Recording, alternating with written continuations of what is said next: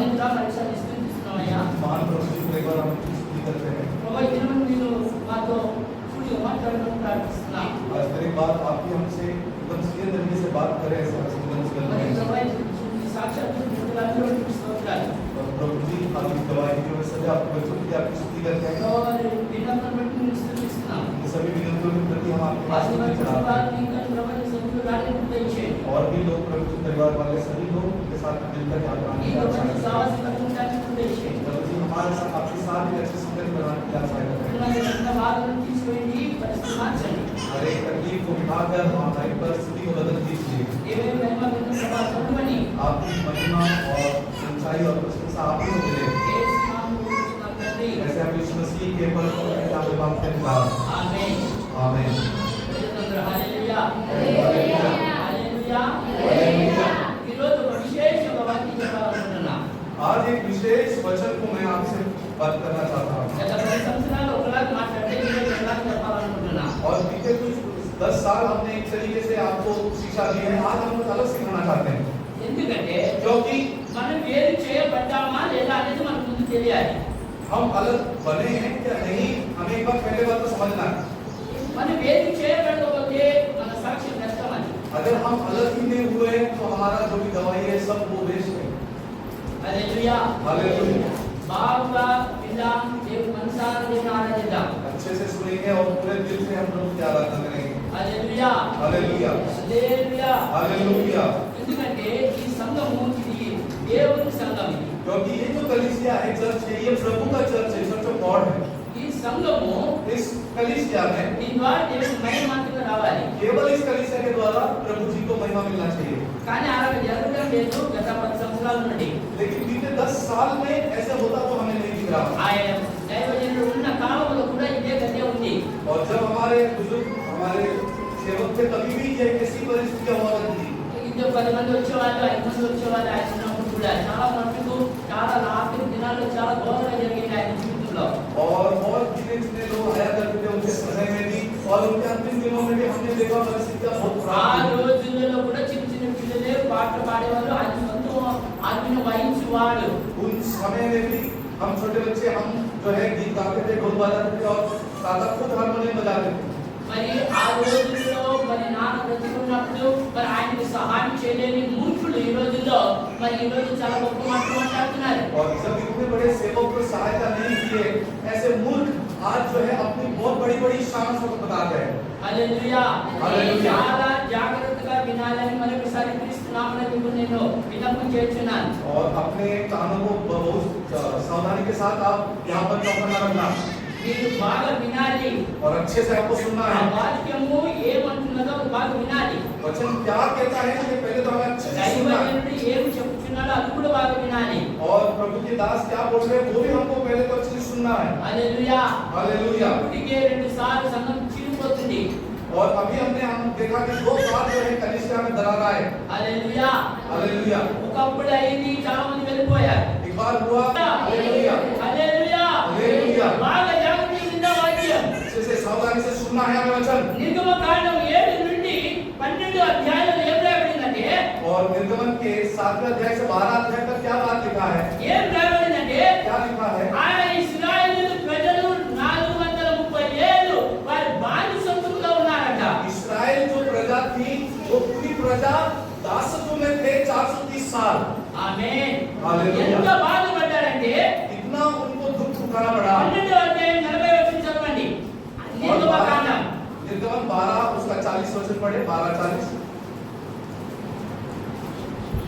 तोलेगा मिस्र में बसे हुए इस्राएलियों को 430 वर्ष बीत गए थे, और उन 430 वर्ष के बीतने पर ठीक उसी दिन यहोवा की सारी सेना मिस्र देश से निकल गई। ఏంటట 437 మరి వాళ్ళ బానిసత్వంలో కృంగిపోతున్నారట ఇశ్రాయేల్ ప్రజలు और इस्राएल की प्रजा जो है 430 साल वो बंदी बन के रहे थे। 3వ అధ్యాయంలో దేవుడు మోషేని దర్శిస్తున్నాడు పొదలో నుండి और तीसरे अध्याय में निर्गमन के एक छोटे से पौधे में से प्रभु जी दर्शन दे रहा है मूसा को। ఏమని क्या कह रहा మోషే है? మోషే అంటున్నాడు कि हे मूसा ऐसा बुला रहा है। ఎందుకంటే क्योंकि తన ప్రజలకు కన్నీరని చూచాడు क्योंकि प्रभु ने अपने लोगों की आंसू देखी। ఆయన తన బిడ్డల యొక్క రోదన చూచాడు क्योंकि प्रभु देखा। దేవుడు వారి పడుతున్న ఆ కష్టాన్ని చూశాడు. प्रभु ने उनके सहने वाले सभी कष्ट को भी देखा ఐగుప్తులు వారి మీద చేస్తున్న ఆ యొక్క నేరాన్ని చూశాడు. और मिस्र देश उनके ऊपर करने वाले वो सभी अन्याय को प्रभु ने देखा।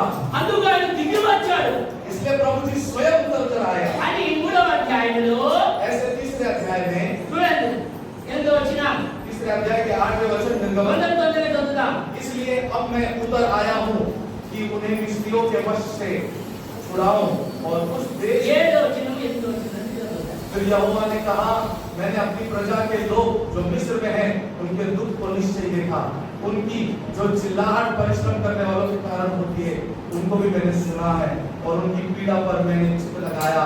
इसलिए देख मैं उतर कर आया हूँ कि मैं मिस्रियों के वश से छुड़ाऊं और उस देश से निकालकर एक अच्छे और बड़े देश में जिसमें दूध और मधु की धाराएं बहती है, अर्थात कनानी, हित्ती, एमोरी, परिज्जी, हिब्बी और यबूसी लोगों के स्थान में पहुंचाऊं। ఆమేన్. आमीन। ఏంటంట ఇప్పుడు దేవుడు దిగి వచ్చాడు. अभी प्रभु उतर कर आए हैं ఆయన చూచే దేవుడు, और वो देखने वाला प्रभु है। ఆయన మన ఆలకించే దేవుడు, वो हमारे चिल्लावट को सुनने वाला प्रभु మన है। దుఃఖము గురించి ఆయన తెలుసు. हमारे दुख को, सभी दुख को वो जानता है ఆయన దిగి వచ్చాడు. और प्रभु उतर कर आया। ఆయన దిగి వచ్చినా प्रभु उतर के आने के बाद भी ఆయన విడిపించలేదు. ఆయన విడిపించలేదు. प्रभु उतर के आकर प्रभु ने इस्राएलियों को मिस्र से नहीं छुड़ाया, ఆయనకు ఒక మధ్యవర్తి కావాలి. क्योंकि प्रभु और इस्राएलियों के बीच में एक मध्यवर्ती करने वाला ఆ इंसान चाहिए। మధ్యవర్తి మోషే. और अभी वो बीच का व्यक्ति कौन है? वो मूसा है। హల్లెలూయా. हालेलुया। ఆ మోషే అనే వ్యక్తి और ये मूसा नामक ये व्यक्ति ఈయన ఐగుప్తులో సకల విద్యలను నేర్చుకున్నవాడు. और मिस्र में जाकर सभी विद्याएं इन्होंने सीखा ఈయన ఫారోకి మనుమడిగా పేరుగాంచాడు. और फारो का ये एक पोता कहलाया गया। మరి ఇప్పుడు ఆయన और अब ये मूसा 40 సంవత్సరాలు ఐగుప్తులో ఉండి 40 वर्ष तक मिस्र में रह के ఆయన 40 సంవత్సరాలు మరి అరణ్యంలో మరి ఉండి और 40 साल जो है जंगलों में रहकर మరి 40 సంవత్సరాలు దేవుని ప్రజలతో పాటు నడుస్తున్నాడు. और 40 साल अब अपनी प्रजा के साथ लोगों की प्रभु के प्रजा के साथ चल रहा। 23 లక్షల 40 లక్షల ప్రజలు నడిపించాలని మరి మరి చరిత్ర చెప్తుంది. और 23 से 25 लाख लोगों को मूसा ने उस समय चलाया। ऐसे जो అంతమందిని నడిపించాడు ఆయన. इतने लोगों को मूसा ने भरोसा दिया ఆ चलाया। మనుషులను ఎంత మొండివారంటే और इतने वो लेकिन लोग इतने जिद्दी थे। ప్రతిసారి దేవుడు విడిపించినా हमेशा जब भी कितना भी उपकार प्रभु करता छुड़ा देता, కానీ వారు మాత్రం దేవుడి వైపు తిరగడం లేదు. वो कभी भी प्रभु को नहीं मानते ना। హల్లెలూయా. हालेलुया। ఐగుప్తులో నుండి కనానుకు చేరాలి. और अब मिस्र से निकलकर जो है कनान जाना है। బాగా వినాలి. अच्छे से सुनेंगे। ఐగుప్తు నుండి కనానుకు వెళ్ళాలి. मिस्र से हमें कनान जाना है। కనానులోకి ఎంతమంది వెళ్ళారు? कनान में कितने लोग हैं? చెప్పండి ఇప్పుడు గట్టిగా. కనానులోకి ఎంతమంది వెళ్ళారు? और कितने 25-26 लाख लोगों में से कनान में कितने लोग गए? మీరందరూ చెప్పాలి. మీరు అందరూ చిన్నప్పటి నుంచి దేవుడి వాక్యం వింటున్నారు కదా, आप भी तो बचपन से वचन सुन रहे हैं ना? అందరూ చెప్పాలి. सभी को ये उत्तर आना ఎంతమంది चाहिए। వెళ్ళారమ్మా? कितने लोग पहुंचे कनान में? అమ్మా, సంగీత प्रॉमिस लैंड में कितने लोग हैं? ఎంతమంది వెళ్ళారు? ఇదేనా? రవిదా ఇదేనా? మన వాక్యం వినడానికి రావాలి. और हमें इसलिए वचन सुनने समझ में आना है। ఆ ఇద్దరు ఎందుకు వెళ్ళారు? इतने लाखों लोगों में थोड़ी लोग क्यों प्रवेश कर सके? इसका किसकी वजह से हो रहा है? మోషేను బట్టి వాళ్ళందరూ అరణ్యంలో చచ్చారా? क्या मूसा की वजह से वो लोग सब जंगलों में मरे? మోషేను బట్టి చచ్చారా? क्या मूसा को छुड़ाया उनकी वजह से मरे और तुम भी पहुंचे क्या? వాళ్ళ యొక్క సొంత తలంపులు బట్టి వాళ్ళు చేరలేకపోయారు. लोग अपने विचार के कारण उनका पतन हुआ, వారి మోషే అందరి సేవకుల మీద తిరుగుబాటు చేసేవాళ్ళు. क्योंकि उनके लिए दिन रात प्रार्थना करने वाले मूसा के ऊपर भी उनके सेवक के ऊपर వాళ్ళు उन्होंने, మోషేను నమ్మలే. क्योंकि मूसा पर उन्होंने कभी विश्वास ఈ नहीं किया। రోజు వరకు కూడా ఈ చిన్న సంఘంలో కూడా చాలా మంది నేను చూసినప్పుడు आज भी इस छोटी सी चर्च में जब मैं बहुत लोगों को देखता हूँ నన్ను నమ్మని వారు చాలా మంది ఉన్నారు. और मुझ पर हम पर विश्वास नहीं करने वाले बहुत सारे हैं। హల్లెలూయా. నన్ను నమ్మని వారు చాలా మంది ఉన్నారు. हम पर विश्वास नहीं दिखाने वाले बहुत सारे నా हैं। ప్రార్థన మీద వారికి విశ్వాసం లేదు. ना हमारे प्रार्थना में అందుకే विश्वास వాళ్ళు వేరే వేరే పాస్టర్లతో ఆంధ్రలో, కర్ణాటకలో, ఇంకా మహారాష్ట్రలో ఇంకా వేరే చోట ఉండే పాస్టర్లతో మాట్లాడుతుంటే గంటల తరబడి. ఎందుకంటే వాళ్ళు పాస్టర్లు ఎక్కువైపోయారు కానీ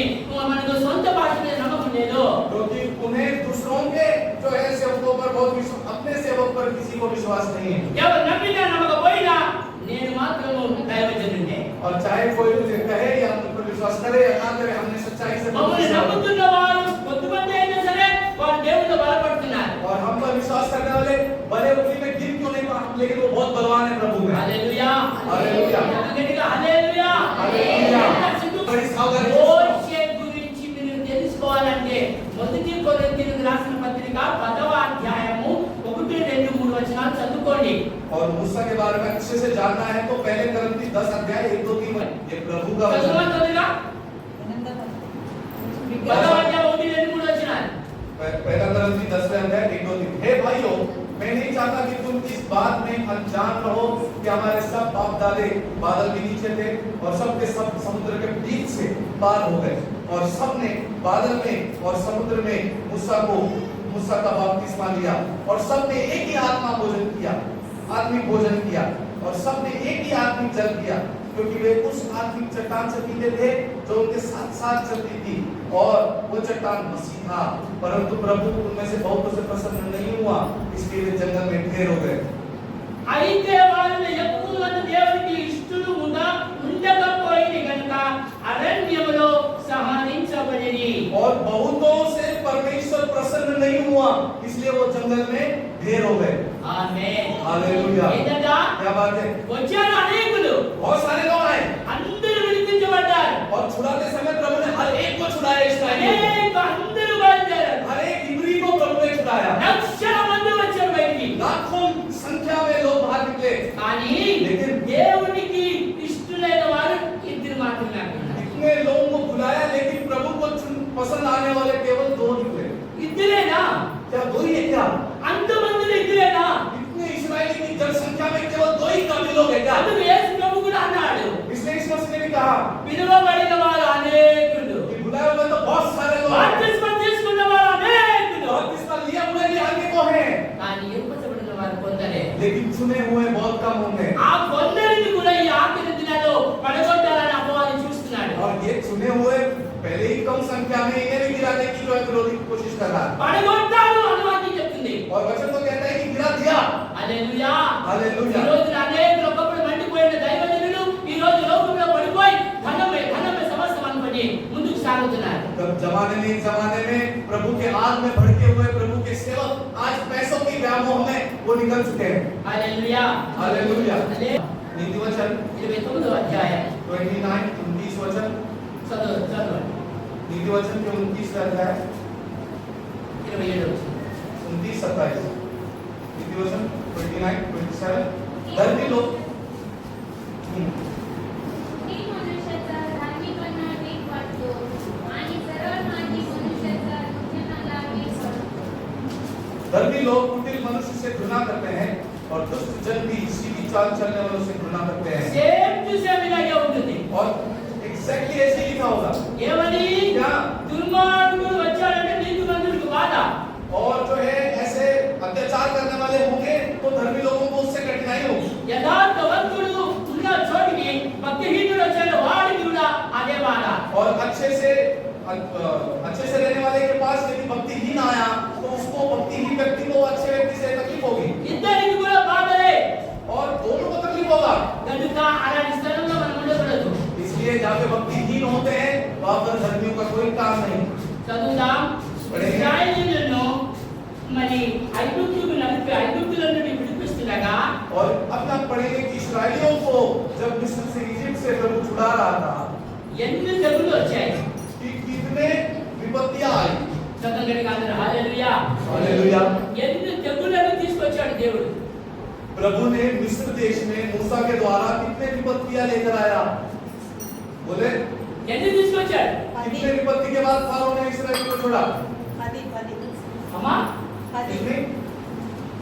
ఎందుకు 10 ఎందుకు తీసుకొచ్చాడు? और ये संख्या 10 ही क्यों है? 10 ఎందుకు?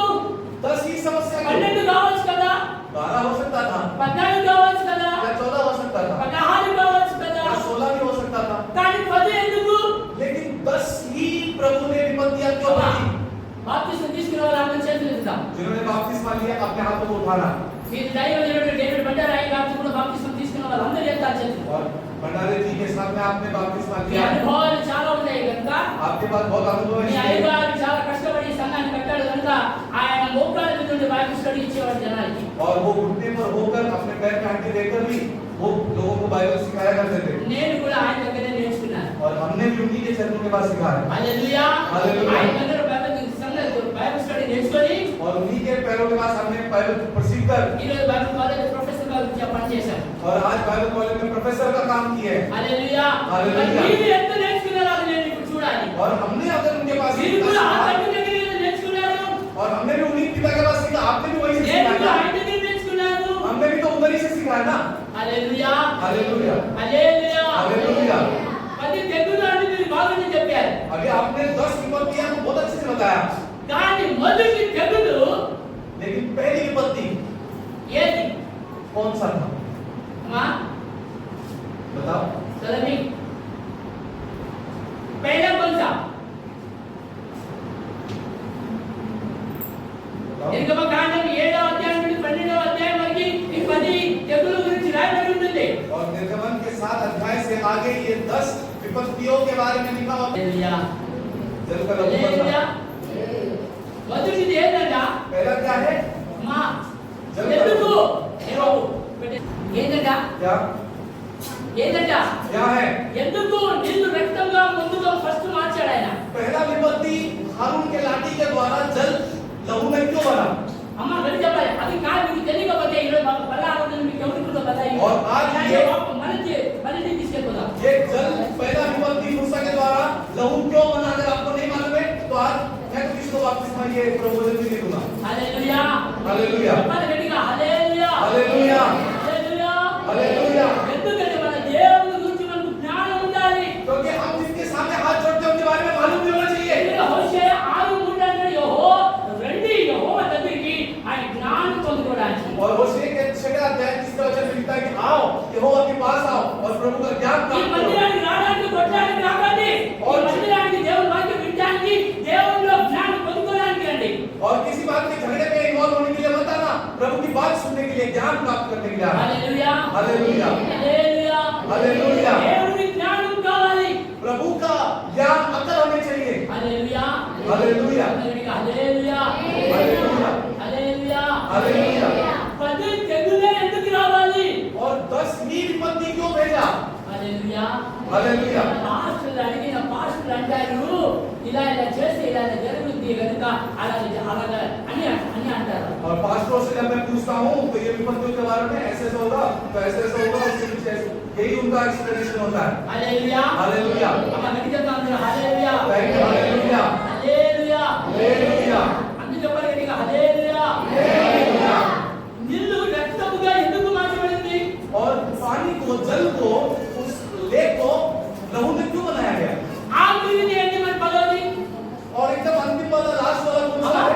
ఇంత ఆఖరిది ఏంటి? మొదటి నీళ్లు రక్తంగా చేశాడు. ఆఖరి పదో తెగులేంటి? ఇంకా వాడు బతకడం లేదు మొండివాడు కాదు. पहले बच्चे का मतलब అనగా తొలి సంతానం చచ్చిపోవట. यानी हर किसी के घर में चाहे पशु हो इंसान हो, उनका पहला बच्चा मर जाएगा।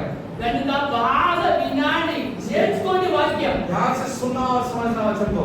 ఎందుకు 10 తెగులు వచ్చినాయంటే ये 10 विपत्तियां क्यों आई? ఎందుకంటే क्यों आई? ఇవి తెలుసా మనం తెలుసుకుందాం. हम फिर एक बार इसको हम आज सीखने वाले हैं। 7వ అధ్యాయం 20వ వచనం మొదటిది. और पहला जो है 7 अध्याय के 20 वचन पढ़े, शीघ्र पढ़े। నిర్గమకాండం निर्गमन 7:20। तब मूसा और हारून ने यहोवा की आज्ञा के अनुसार किया, अर्थात उसने लाठी को उठाकर फिरौन और उसके कर्मचारियों అన్ని భాష చదువుకుందాం. के देखते नील नदी के जल पर मारा और नदी का सारा जल लहू बन गया। యెహోవా ఆజ్ఞాపించినట్లు మోషే అహరోనులు చేసిరి. అతడు ఫరో ఎదుటను అతని సేవకుల ఎదుటను తన కర్రను పైకెత్తి ఏటి నీళ్లను కొట్టగా ఏటి నీళ్ళన్నీ రక్తంగా మార్చబడెను. ఎందుకంటే నీళ్లు రక్తము అనే దానికి ఏ సంకేతం? पानी का जो खून बनना है, इसका अर्थ क्या हो सकता है? అంటే ఇక్కడ ఒక గొప్ప దేవత ఉన్నది, దేవుడు ఉన్నాడు. वहां पर उस इजिप्ट में ఐగుప్తులో ఉన్న 10 మంది దేవతలను ఓడించడానికి ప్రభువు చేసిన గొప్ప కార్యాలు. और मिस्र में 10 बड़े वो उनके जो है देवी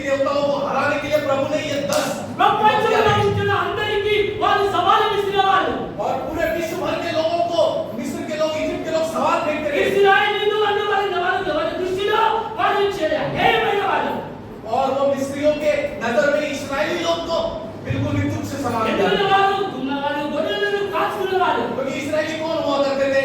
मेमनों को चराने वाले। అందుకే యాకోబు ఎప్పుడైతే ఐగుప్తుకు వచ్చాడో इसलिए जब याकूब मिस्र में आया, అప్పుడు యోసేపు తన ఫరో చెప్తున్నాడు మా నాన్న వచ్చినాడని. तब यूसुफ फरो को कहता है कि मेरे पिताजी आए हैं, మా వాళ్ళు అందరూ వచ్చారు. मेरे सभी भाई आए हैं 70 మంది సహోదరులు వచ్చారు. और 70 जो है उनके जो भाई आए हैं।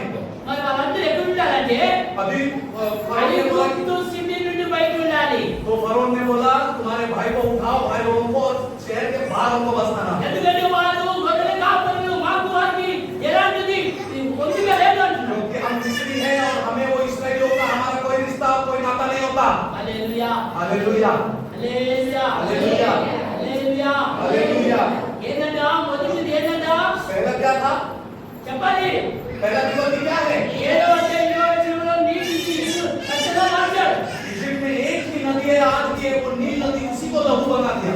ఆ రక్తాన్ని బట్టి వాళ్ళు చాలా ఎగిరేవాళ్ళు. और उस नदी, नील नदी को लेकर इजिप्ट बहुत बुरी मारता था, కానీ ఆ నీటిని లేకుండా చేశాడు. लेकिन उस पानी को यानी लहूलुहान ఆ कर నీటి दिया। మీద కూర్చున్న దేవత దేవుని చేరి వచ్చి ఒఫిరాస్ అంటున్న దేవతను ఓడించాడు. वो फिरास नामक उस पानी में रहने वाला देवता को प्रभु ने उस समय हराया। బాగా వినాలి. अच्छे से ఇందులో सुनो। వ్యక్తంగా మార్చబడిందంటే ఒఫిరాస్ అంటున్న దేవుని యొక్క శక్తిని ఓడించాడు యెహోవా. और पानी वो लहू बनना यानी वो फिरास नामक जो है पानी के उस देवता जिनको लोग मानते थे मिस्र में, उसको हरा दिया प्रभु। 8వ అధ్యాయం 6వ వచనం రెండో చూద్దాం. और 8वें अध्याय के 6वें वचन पढ़ेंगे कि दूसरा विपत्ति क्या था? मेंढक। ఈ కప్పలనే దేవునిగా భావిస్తున్న గొప్పవారు వారు ఐగుప్తులు. और मेंढकों की जो है पूजा करने वाले थे ये मिस्री लोग। అందుకే హెక్టా అంటున్న ఆ దేవుని లేకుండా ఓడించాడు యెహోవా దేవుడు. इसलिए हेक्टा नामक इस मेंढक के रूप वाले देवता को हराने के लिए मेंढकों की वर्षा करी। హల్లెలూయా హల్లెలూయా। 8వ అధ్యాయం 15వ వచనంలో और 8वें अध्याय के 15वें वचन में, 17 17 वचन में, అక్కడ బాధలు వేడు లేదా నిందిలో రాయబడింది. और यहाँ पर लिखा है कि उनके ऊपर कुट किया, दोनों पर, इंसानों पर और मनुष्य दोनों पर कुट किया, అంటే పేరులా यानी जू। ఆ పేరుకు దేవత ఎవరంట? और ये जुओं को भी वो प्रार्थना करते थे। సిద్ధమైన దేవత లేదా దేవుడు అనే దానిని ఓడించాడు దేవుడు. और प्रभु ने उनके सभी वो जू को स्वरूप होने वाले वो देवता को भी నీటిని మొదలుగా నీటి ఏ దేని మీద వాళ్ళు ఎక్కువగా మాట్లాడారో ఆ నీటిని మీద ఉంటున్న దేవతను ఓడించాడు. सबसे पहले उनके घर, उनके घमंड का कारण नील नदी के अंदर रहने वाले उस देवता को प्रभु ने हराया। రెండవది दूसरी बात, కప్పల మీద రాజ్యం చేస్తున్న దేవతను ఓడించాడు. और जो मेढकों की पूजा कर रहे थे वो मेढकों के प्रभु, उनके देवी देवताओं को प्रभु ने हराया। వారు ఏం చేయలేకపోయారు. वहां के लोग कुछ भी नहीं कर पा रहे थे, కప్పలను పూజిస్తున్న దేవత ఏం చేయలేకపోయింది. और मेढकों की पूजा करने वाले वो सभी पुजारी कुछ नहीं कर पाए। మూడవది పేర్లను రప్పించాడు. तीसरी बात, इंसानों पर, पशुओं पर, सब पर जुए बरसाए, కానీ అక్కడ ఉన్న దేవత ఓడిపోయింది. लेकिन वहां पर वो जू को पूजा करने वाले वो देवता भी वो हार गया। నాలుగవది చౌथा। బాధాకరమైన ఈగులు గుంపు తీసుకొచ్చాడు 8:24లో. और 8:24 में लिखा है कि घासों का झुंड को भेजा, అనగా హత్తో కంటున్న దేవతను ఓడించాడు. यानी हत्तोर नामक उनकी एक देवता को प्रभु ने हराने के लिए घासों को भेजा। ఎందుకంటే వారు పశువుల మీద కూర్చొని దేవుడు వాళ్ళు ఊరేగింపు చేసేవారు. क्योंकि वो सभी अपनी देवी देवताओं को पशुओं पर लेके उनकी मेहरबानी करते थे। ఇప్పుడు अभी ఈగులు గుంపు అయిపోయింది. अभी यहाँ पर भी एक झुंड आ गया। 8:24 और 8:24 वचन में, ఈగులను దేవుడిగా భావించేవారు. और यहोवा ने वैसे ही किया, और फिरौन के भवन और उसके कर्मचारियों के घरों में, सारे मिस्र में घासों के झुंड से झुंड भर गए। ఈగిలే ఎత్తుకొచ్చిన ఈగిలే और यहाँ पर भी देखो सब जगह घास ఆ था। ఈగులు గల దేవతను ఓడించాడు. और वो घासों के चेहरे वाले वो देवी देवताओं को प्रभु ने हराया। 9వ అధ్యాయం 6వ వచనం. 9वें अध्याय के 6वें वचन, 5వది పశువులకు వ్యాధులు రావడం. 5वां विपत्ति है कि उनके सभी पालतू पशुओं को ऊपर बीमारी आ जाना। పశువుల మీద వస్తున్న వ్యాధులు और जब पशुओं के ऊपर बीमारी आ गई, ఇప్పుడు మనం అంటే ఎబోలా అని, और अभी हम लोग उसको मेडिकली एबोला कहते हैं, కానీ ఆ రోజులలో लेकिन उस जमाने में ఎబ్బీస్ అనే దేవత దానికి రాజుగా ఉండేవాడు. इब्लीस नामक एक देवता जो है ये सभी पशुओं का राजा हुआ करता था। రెండవది दूसरी बात, 6వది 9వ అధ్యాయం 10వ వచనం. और 9वें अध्याय के 10 वचन को पढ़ेंगे। దత్తులను పుట్టడం फिरौन దద్దులు శరీరం అంతా దద్దులు రావడం మొక్కులు వచ్చారు ఇప్పుడు రాజుకి వచ్చినట్టుగా सोराइसिस में जैसे हर जगह पर आपको खुजली और जो है फंगल इन्फेक्शन होता है, वैसे पूरे शरीर में लोगों की इन्फेक्शन आना चालू हो गया। దాని మీద ఉన్న దేవత ఎవరు తెలుసా?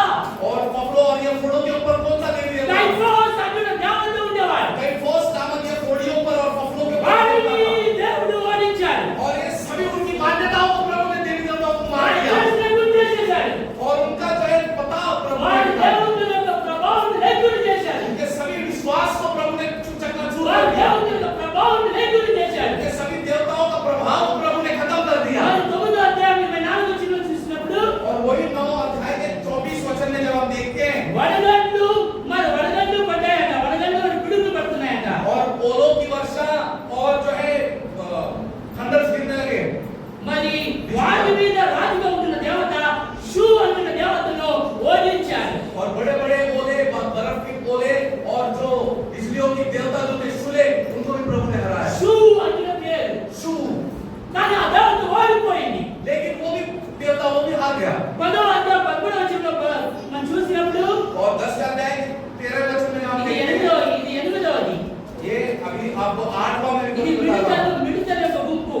टिड्डियों का झुंड దాని యొక్క దేవత और टिड्डियों का मुंह సెరాఫియా అన్న దేవత. सेराफिया नाम का एक ఈ देवता। దేవతను కూడా దేవుడు ఓడించాడు. और इस देवता को भी प्रभु ने 8वें जो है विपत्ति से हरा दिया। 9వ దేవనగా 9वें विपत्ति से हरा 10వ అధ్యాయం 22వ వచనం. 22 वचन 10 अध्याय का गमन। అక్కడ ఏమైనా 3 రోజులు చీకటి కమ్మింది ఐగుప్తులో. जब मूसा ने अपने हाथ को उठाया तो 3 दिन वहां पर अंधकार ही अंधकार रहा। ఇశ్రాయేలు కుటుంబాలలో మాత్రం వెలుగున్నది. और केवल इस्राएलियों के घर में थोड़ा बहुत प्रकाश दिख रहा, కానీ మిగతా చోట్లంతా చీకటి ఉన్నది. लेकिन बाकी सब जगह पर अंधकार ही अंधकार। ఆ చీకటి దేవత పేరే రా అనేవాడు. और अंधकार के इस देवता का ही नाम रा। అర్థమైందా? समझ में आया? 9వది. ఆఖరిది 10వది. आखिरी 10वां 12వ అధ్యాయం 29వ వచనం. 11 अध्याय 12వ అధ్యాయం 12:29। కదా అందరూ. ऐसा हुआ कि आधी रात को यहोवा ने मिस्र देश में सिंहासन पर विराजने वाले फिरौन से लेकर गड्ढे में पड़े हुए बंधुए तक सबके पैरों को वरन पशुओं तक के सब पैरों को मार दिया। Amen. Hallelujah hallelujah. Hallelujah. Hallelujah. Hallelujah. Hallelujah. ఈ దేవత మరణాన్ని గెలిచే దేవత అని అనుకున్నాడట. और सब लोग सोचते थे कि उनके पास एक ऐसा देवी देवता है जो मृत्यु पर नहीं जीत सकता। మన ఇండియాలో కూడా మృత్యుంజయ మంత్రం చదువుతున్నప్పుడు हमारे भारत देश में भी है, मृत्युंजय मंत्र पढ़ा देंगे आपको। హల్లెలూయా. ఇది తొలి సూరు పిల్లలందరినీ చంపే దేవత. लेकिन ये देवता कौन है जो सबसे पहला बच्चा जो घर में पहला पैदा होगा उसको मार देगा। కానీ लेकिन దేవుడైన యెహోవా प्रभु यहोवा ने వారందరి ఆ దేవతలందరినీ ఓడించాడు. सभी 9 देवी देवताओं को 10 देवी देवताओं को हरा दिया। అందుకు 10 దేవుళ్ళుగా పేరుగాంచిన ఐగుప్తు इसलिए मिस्र देश इजिप्ट को जिसको 10 देवी देवताओं का घर माना गया था, ఆ 10 దేవతలను ఓడించాడు నా దేవుడు. उन 10 देवी देवताओं को 10 विपत्तियों से हराने वाला है मेरा प्रभु। చక్కటిగా హల్లెలూయా. Hallelujah. Hallelujah. Hallelujah. Hallelujah. Hallelujah. ఏదో రావాలి, ఏదో 2 మాటలు వాక్యం చెప్పాలి, వెళ్ళిపోవాలి అనేది తప్పన మాది కాదు. और कुछ आना है, कुछ तो कुछ बोलना है और निकल जाना है, ये हमारी इच्छा कभी नहीं होती है। ఏదన్నా क्या क्या है? ఎప్పుడు చూసిన 12 సంవత్సరాల్లో రక్తస్రావపు స్త్రీ గురించి చెప్పడం, और जब भी देखो 12 साल से रक्त प्रवाह रहने वाली स्त्री के बारे में बताना, నుండి నడుమొంగిన స్త్రీ గురించి చెప్పడం, या तो 18 साल से झुकी हुई जो है स्त्री के बारे में बताना। నీకు విడుదల కావాలో, क्या तुमको छुटकारा चाहिए? నీకు ఇది కావాలో, क्या तुमको ऐसे ये चाहिए? అది కాదు నా బాధ. हम ये कभी नहीं आपको बताएं। ఏది మేము ఇలాగా చల్లాయి గురించి ఇలాగ గాడిగాడు దేవుని వాక్యం నీలో ఉంటే అప్పుడు నువ్వు బలపడతావు. और आपको चंगाई के बारे में आपका सफर कभी हम नहीं आपको सिखाएंगे, आपको सिर्फ वचन బైబిల్ बताएंगे।